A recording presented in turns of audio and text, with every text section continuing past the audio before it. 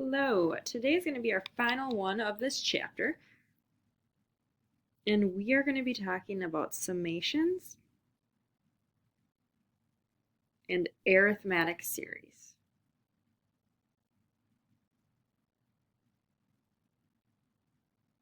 So the first thing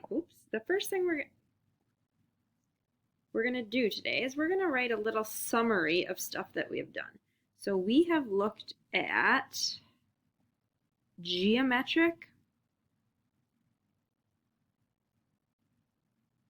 and arithmetic sequences. So we have talked about geometric, our explicit equation, a sub 1 times r to the n minus 1. We talked about yesterday, or the last lesson, the sum of the first terms is a sub 1 plus a sub 1 times r to the n over 1 minus r. Sometimes you'll also see it with the a sub 1 factored out, so you'll see it as a sub 1, 1 plus r to the n over 1 minus r. But it's that same thing you can see here, it just has that a sub 1 factored out of there. And then we also talked about that if we're summing as we go to infinity, it is a sub 1 over 1 minus r, but this only works if our r value is less than 1. So today what we're going to do is we're going to remind each other of the arithmetic. So arithmetic, any term is our first term plus n minus 1 times that difference, what we're going up by.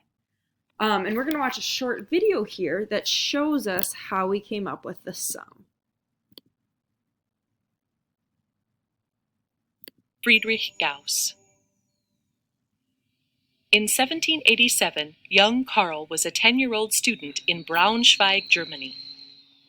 The pattern that was perhaps most apparent in his class was the tedious repetition of a dismal life, toiling over slates in a drab, low-ceiling classroom, and avoiding beatings from the abusive teachers.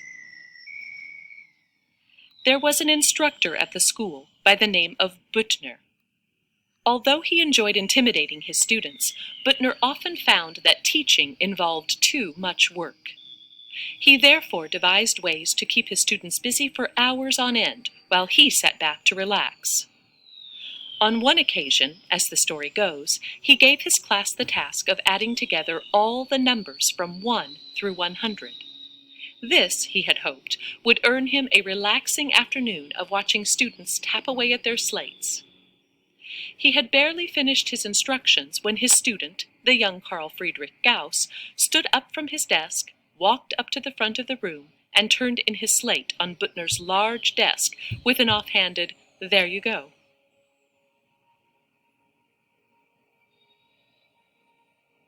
Young Karl sat quietly for the rest of the afternoon as his fellow students finished their addition, and Büttner planned how he would beat his arrogant student for avoiding his classwork. One by one, the other students finished and placed their slates on top of Karl's. When all of the slates were turned in, Büttner immediately ripped Karl's slate out from the bottom and looked at it. To his astonishment, he found that Karl had the correct answer, and the only number on his slate was the answer. He had written no calculations whatsoever. How did he do it? How had he figured out how to avoid such boring, repetitive work and still produce the correct answer? Let's see if we can start to find a pattern to Büttner's horrible addition task. If you start writing out the numbers 1 through 100, or even start punching them in on a calculator, you should notice a repeating pattern. If you look at the problem in chunks, you are adding together the single digits 0 through 9 a total of 10 times, and adding together 10 tens, 10 20s, 10 30s, and so on. The addition problem may seem daunting when you first look at it, but once you start solving it, you can see that it's just screaming out with possible patterns. It's not completely clear what approach Gauss actually used, but more than likely, with the speed at which he solved it, he probably thought along these lines. Let's think of all the digits as being drawn out in a long row end to end. On the far left is 1, and the far right is 100. If we add the first and last number in the sequence, 1 and 100, we get 101. If you look one step in from these numbers to 2 and 99 and add them together, you also get 101. Move in another notch to 3 and 98, and they also total 101. This pattern continues throughout the sequence of numbers until we meet at the center with 50 plus 51 equals 101. We've seen that arithmetic statements can also be encoded with shapes. So I'm going to pause that right now and we're going to talk about that because that is, hopefully I don't run out of battery, our formula for summation of an arithmetic series. So to find the sum of so many terms, what you do is you take the first term plus the last term, kind of like how when he did it, when he was adding all of these, you had 97, 98, 99, and 100. He paired together 1 and 100, 2 and 99. Sorry about that, guys. And he had, so that was that 101, and then the number of terms was n over 2. So now we're going to take a look at a couple summing examples. So the first one, if I said find the sum of the first, let's say I said 11 terms, and I gave you 3, 8, 13, and I'm going to change this to the sum of the first 31 terms. First of all, we have to decide, is it arithmetic or geometric? Well, if I look here, plus 5 plus 5, so it's arithmetic. So 31 terms, so we know the sum of the first 31. If we write this out, we got n over 2 times our first term plus our 31st term. So n over 2, 31 over 2. Our first term is 8, but then we have to find this 31st term. So we can write our arithmetic rule. And going back to a sub n is our first term plus n minus 1 times d. So we want to find the 31st term, so that's our first term plus 31 minus 1 times our difference of 5. So we have 3 plus 30 times 5. So that is 153. So we would put 153 right here. And then it is a decimals one. So we'd have 31 divided by 2 times, and I already forgot what those numbers were, 3 plus 153. So we have 2418 as our total.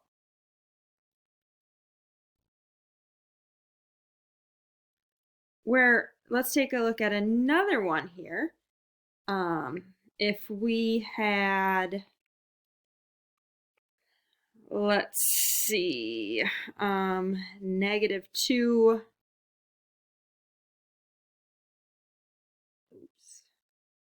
-8, -32. Well, looking at this one, we're multiplying by 4 each time. And again, if I said find the first 25 terms, the sum, we have to recognize that this one here is geometric. So for geometric, it's our first term times our ratio to the n, 1 minus r. So we have -2 minus -2 times 4 to the 25th, 1 minus 4. So again, for the geometric, I don't know why sometimes it gets stuck here, guys. So for our geometric, we have to write in parentheses. So -2 minus -2 times 4 to the power of, did I say 21 terms? Hopefully. Divided by, oops, that didn't get to the right spot, arrow over, divided by 1 minus 4. And this number's huge, so -2.93 times 10 to the 12. Yeah, because we'd move it over 12 times. So the next thing we're going to talk about today is sigma notation. And sigma notation is another notation for finding the sum. So for example, let's say we had, whoops, that looks like a mess. Try and make my sigma nice. And we have n equals 0 and 5. And we have 2n plus 3. What this is telling us is this is our rule right here. This is the lowest number we're typing into our rule. And this is the highest. So one nice way to do this is you could create a table. So if I have n,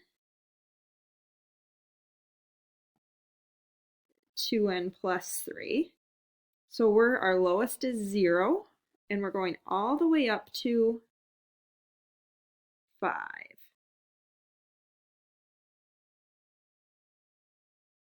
So we're going to plug in 0 here. So 2 times 0 plus 3, well, that's a total of 3. 2 times 1 plus 3, well, that's 5. 2 times 2 plus 3, we got 7. 2 times 3 plus 3, we got 9. 2 times 4 plus 3, we have 11. 2 times 5 plus 3, we have 13. And sigma means sum. So all we have to do is we take these numbers and we add them together. So let's see, we got 20, 30, 48. So we add all those together, plus, plus, plus, plus, plus, and we have our total. Now, sometimes you might see a number out here beforehand. For example, let's say we had n equals 1 and 3, and we have 8. We have -n squared plus 1. And we have to find the sum. So let's not worry about that 8 for now. What we're going to do is we'll make that table again. So we have n, -n squared plus 1. And we're only plugging in the numbers 1, 2, and 3, which is nice, not too many. So we have -1 squared plus 1. And so again, this is different than this. So that negative is outside. So 1 squared is 1, -1 plus 1 is 0. Then we have -2 squared plus 2, which is different than this. I don't know why I put a plus 2 there. That should be a plus 1. So -2 squared plus 1, this would be 4 plus 1 is 5, but since it's negative, this is -4 plus 1, so we got -3. -3 squared plus 1, so 9, -9 plus 1 is -8. And then what we have to do is we have to add these again. So if we add these, 0, -3, and -8, we have -11. But remember this 8 back here? So this is really saying 8 times -11, which is -88.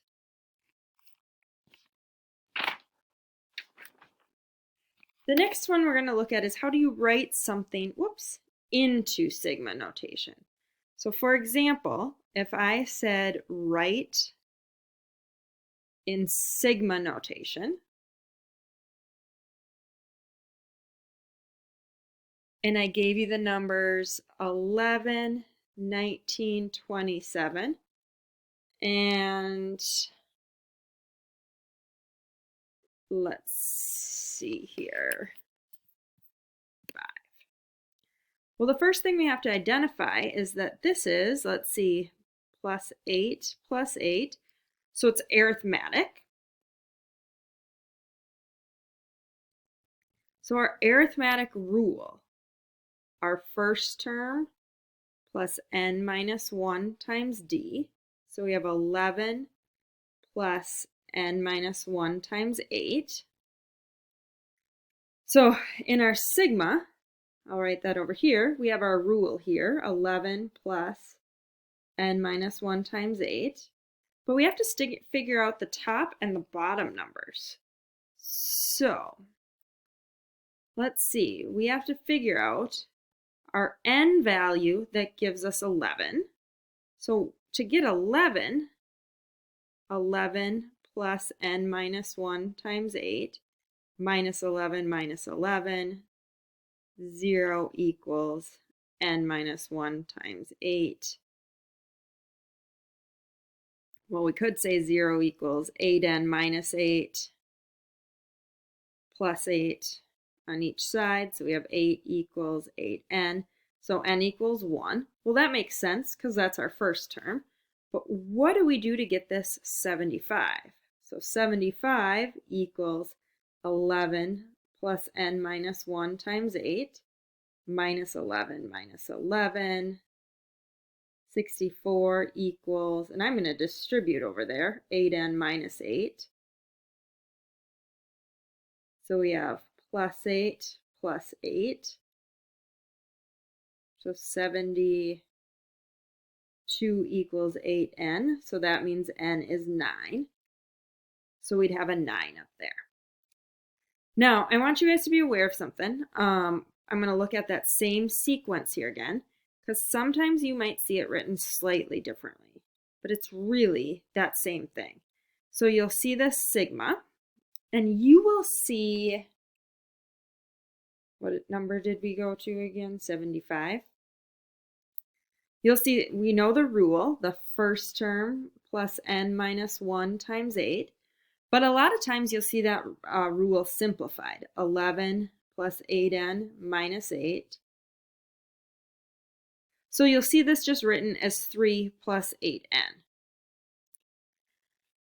And then you'd see, well, n equals 1 again, and n equals 9 on top. You'd do that same thing. When does 11 equal 3 plus 8n? And when does 75 equals 3 plus 8n? Now be aware, again, there's many different ways that you could write this. Another way, people might see this as 11, 19, 27, 75. A lot of people, sometimes people like to start this with n equals 0. And what they do for if it's n equals 0, they think of this as like mx plus b, where m is our slope, so this is 8x, but b is our 0 term, so right before here would be 3. So they say, wait a second, they go back one more, sorry about that, I messed up here. So they say 11, 19, 27, up to 75. And they say, well, we start at 11 and we add 8x. So to get that 0, when n is 0, that is when we have 11 plus 8 times 0. So that's 11. And what do we do to get that 75? When does 75 equals 11 plus 8x minus 11? 64 equals 8x. So up here, we have when x is 8. So depending upon whether you have that n equals 1 or n equals 9, this is 0 or 8, you'll notice if you think of it like our slope is the same, And if you start with the first term, 11, that's when n equals 0. But if you started at the 3, the term before, that's when n equals 1. And again, both of these are correct answers. It just depends upon how you're looking at it.